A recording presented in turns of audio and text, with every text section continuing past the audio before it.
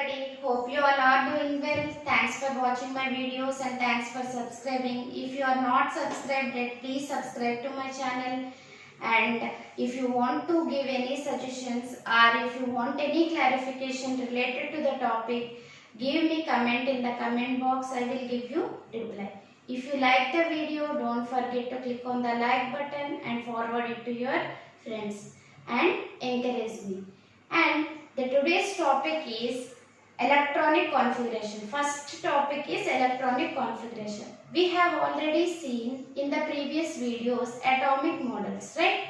Atomic models will give you information that protons are present in the center as nucleus and the electrons will revolve around in a specific paths called as shells or orbits or energy levels. Then how many electrons will be filled? What is the capacity of each orbit? Everything will be dealt in electronic configuration. Then what is electronic configuration? The arrangement of electrons in an atom is called as electronic configuration. For writing the electronic configuration, Bohr and Bory proposed a scheme which will give you information about how many electrons has to be filled in respect to orbits and what is the capacity and how can you say that an atom is stable and why the atoms are reacting, and all will be known because of electronic configuration. So, according to Bohr and Bory, they proposed a scheme that maximum number of electrons in each orbit can be known by formula 2n square.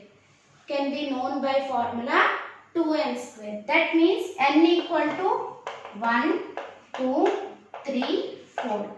If it is 1, n equal to 1, then 2 electrons.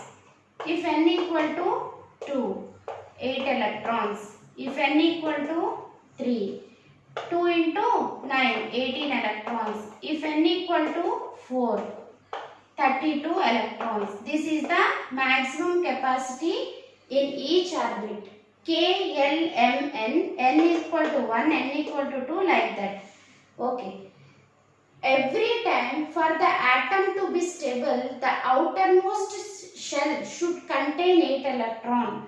Another point is outermost shell should have 8 electrons. Should have 8 electrons for the stability. And outermost shell is also called as valence shell. Outermost shell is also called as valence shell. Okay. Outermost shell or valence shell. And the order of filling of electrons is this one. First orbit will be filled. After the complete filling of the first orbit only, the electrons will move into the second orbit. Okay? Like that. If second orbit completely filled, then only they will move into third orbit. Like that, the order will be there. The outermost shell or valence shell. The electrons which are present in the valence shell or outermost shell are called as valence electrons. And valence electrons will give you information about valency. We have seen electronic configuration. And if we know the valence electrons are the outermost electrons, we can know the valency of that element. And before going to valency, we can write a few elements and their electronic configuration. Sodium equal to 11, right? Atomic number 2. 8, 1, 2, 8, 1. Because total 11 it should come. First it will fill 2 electrons, then 8 electrons, maximum capacity completed. Then the electron which is there will move into next shell. That is the electronic configuration. Based on this, you can write the electronic configuration of so many elements. We can represent the electronic configuration pictorially also. Pictorially also we can represent. If we consider this as nucleus, How many electrons that can be filled in first one? 2 electrons. This is for sodium. I am drawing the picture. Like that, for anything, if you know these basics, you can write the electronic configuration. What is electronic configuration? The arrangement of electrons in an atom.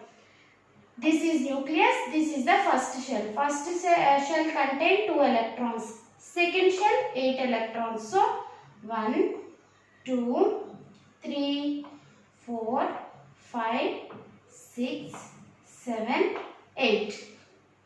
Okay. And one more electron is there in the third shell. Okay.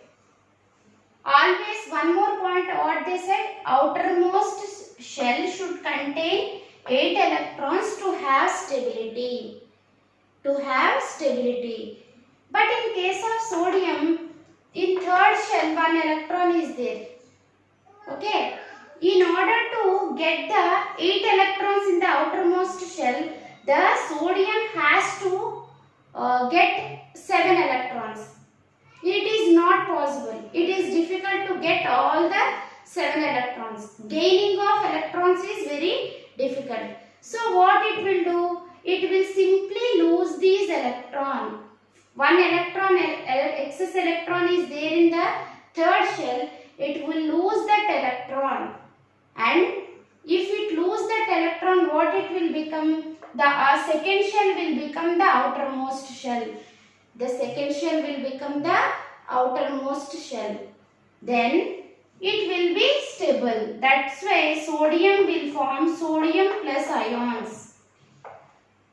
Sodium will form sodium plus ions. What is the reason? Because if the outermost shell is having 8 electrons, the atom will be stable. The species will be stable.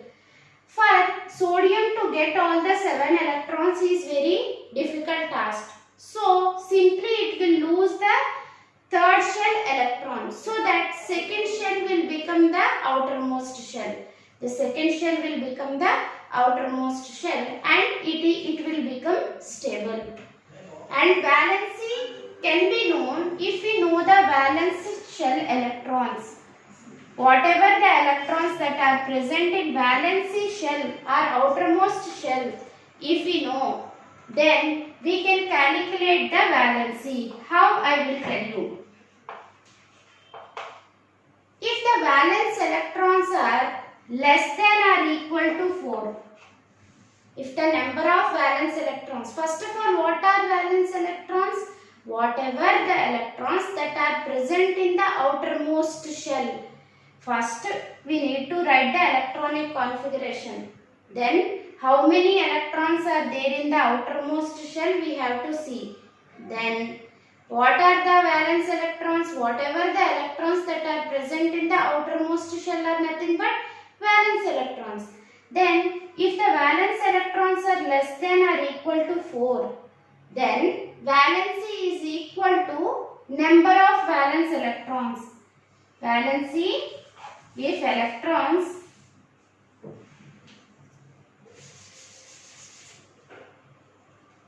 valence electrons less than or equal to 4, valency equal to number of valence electrons. See, in this case, in case of sodium, only one valence electron is there. So, what is the charge? What is the valency? Only one. This is in the case of less than 4 valence electrons. If it is more than 4 valence electrons, if the valence electrons are more than 4, if valence electrons greater than 4, then valency equal to 8 minus number of valence electrons.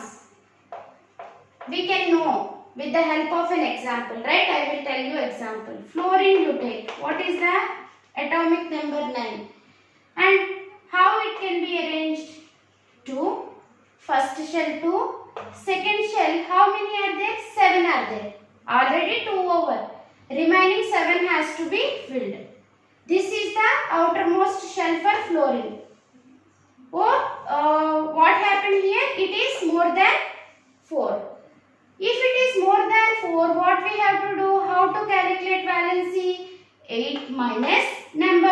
valence electrons. So 8 minus 7 equal to 1. So valency of fluorine is minus 1. Okay. How can you know minus plus? If valence electrons are greater than 4, then minus valency. That you need to remember. And if valence electrons are less than or equal to 4, then positive valency. This is one more point you need to remember. If the valence electrons are more than 4, then valency will be calculated as 8 minus number of valence electrons, and the valency will be negative. That means they will gain electrons. They will gain electrons and they will attain negative charge. Okay. Why they are combining? 8 electrons should be there in the outermost shell. Then only the atom will be stable. For that reason they will combine. Okay. This is about valency. Hope you have understood. If you have any doubts, repeat the video, or if you want any clarification, as I told you earlier, you can comment in the comment box so that I will give you clarity on whatever the topic you want. Okay. Coming to atomic number, we have already seen that atomic number is nothing but the number of electrons or number of protons in a neutral atom. Always in a neutral atom, the number of protons are number of electrons. Then how to represent atomic number? Z. It will be represented as Z. Number of protons or number of electrons. Even if electrons are removed, the atomic number will not change because number of protons will remain same. Okay, represented by Z. Mass number. Number of protons plus number of neutrons will give you information about mass number represented by A. If we consider any element as X, then atomic number has to be written in the subscript and mass number on the superscript. It may be on the left side, it may be on the right side. You can represent in both the ways. This is how we have to represent any element. This is atomic number, this is mass number. So, if we want to calculate the number of neutrons,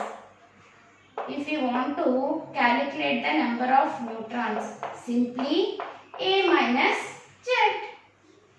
A minus Z will give you number of neutrons. This is atomic number, mass number, and how to calculate the number of neutrons. The representation of an element with atomic number and mass number. Simply you remember atomic number, number of protons, mass number, number of protons plus number of neutrons. Then they will give you the number of neutrons. If you know both, we can calculate the number of neutrons. Okay? This is about atomic number and mass number.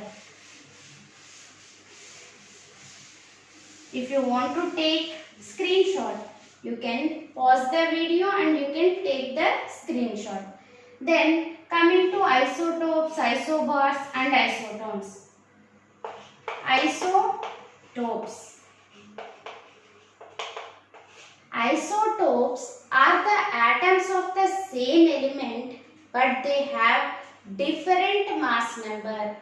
We have seen what is atomic number and what is mass number. What are isotopes? These are atoms of same element having different mass number. different mass number. How to know this means with the examples I will tell you, then you can understand it better. Hydrogen, if you take hydrogen will exist in 3 isotopic forms. That means this is protium, this is deuterium and this is tritium. Protium, this is deuterium and this is tritium. Okay.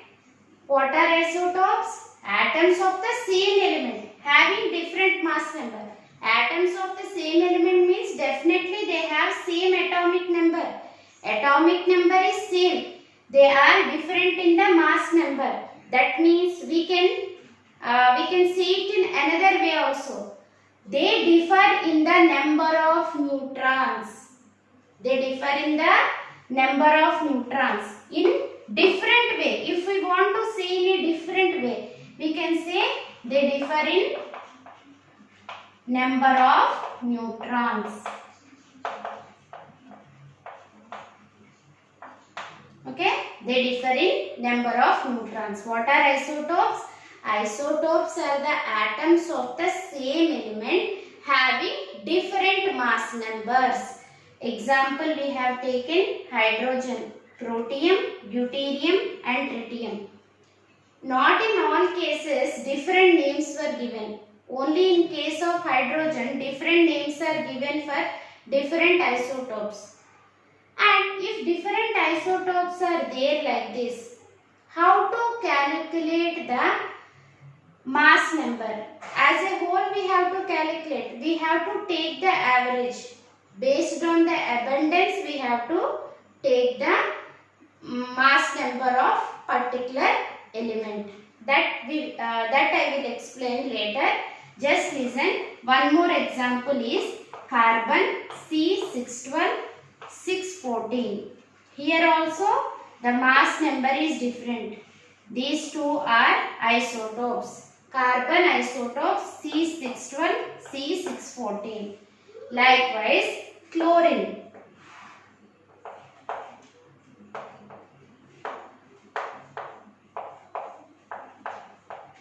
Chlorine 1735, 1737. Two isotopes are there. And if these isotopes are there, how to calculate the mass number? If we know the abundance ratio of these two, if you know the abundance ratio, 3:1 is the abundance ratio. 3:1. That means 75% Cl 1735 is present in the atmosphere and 25% Cl 1737 present. This information you know. But how to calculate the mass number for the isotopes? Isotopes mass number, how to calculate? Average mass number we have to take. Then this is 75%. 3:1 means 75, 25. 35 into 75 by 100 less this one. 37 into 25 by 100. Okay. Then we have to take the average for this. We have to take the average for this. Then you will get a value after calculation. You will get a value 35.5. 35.5. That's why the mass number of chlorine is given 35.5.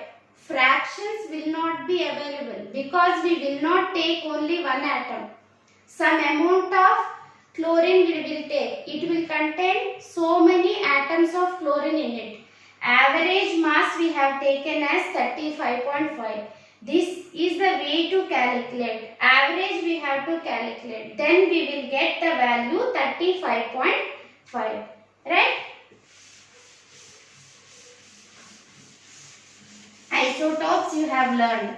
Right? Next, isobars. Next, isobars. And before going to isobars, I will tell you some of the applications of isotopes. Some of the applications of isotopes. What are the applications? If you take carbon isotope, it is used in carbon isotope. Radioactive isotope is used in carbon dating. To know the life of fossils will be there.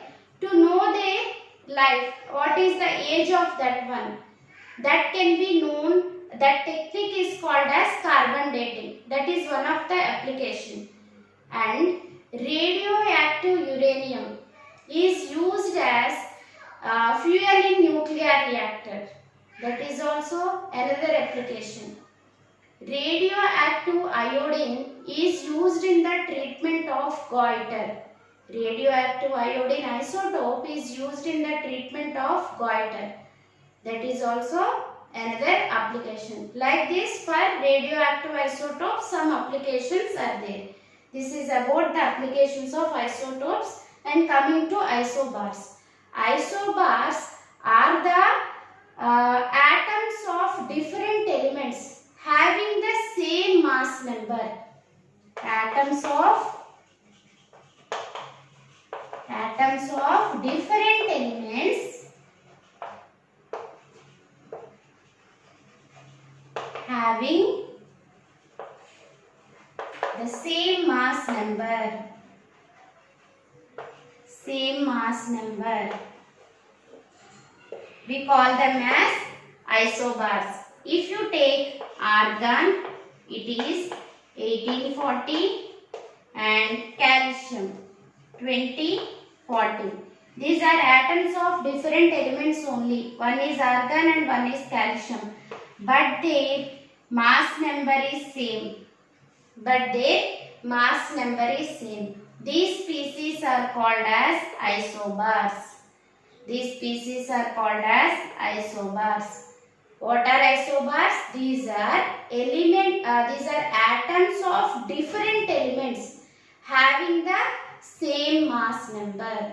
Those are nothing but isobars. Next one, isotones. Just I will give you what are isotones.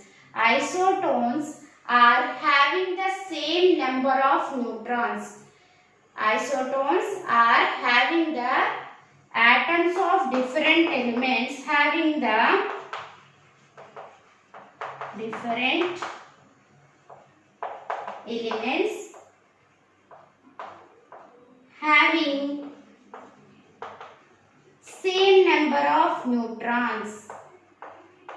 same number of neutrons.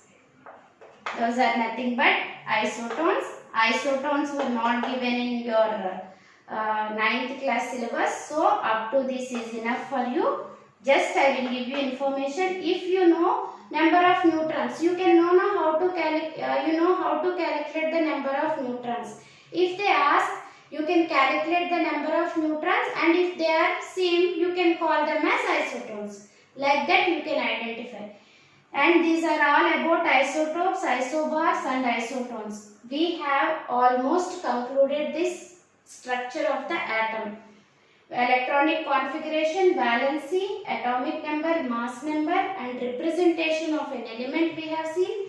Then isotopes, isobars and isotones. This is all for today. Hope you have learned lot of knowledge from this video. Without skipping, if you watch the video, definitely you will gain lot of knowledge. If you haven't understood for the first time, then repeat the video for 2 or 3 times. Then definitely you will be able to understand, because these are the new topics for you. Right? Hope you have enjoyed learning with me. Then we will meet you in the next video. Until then, bye.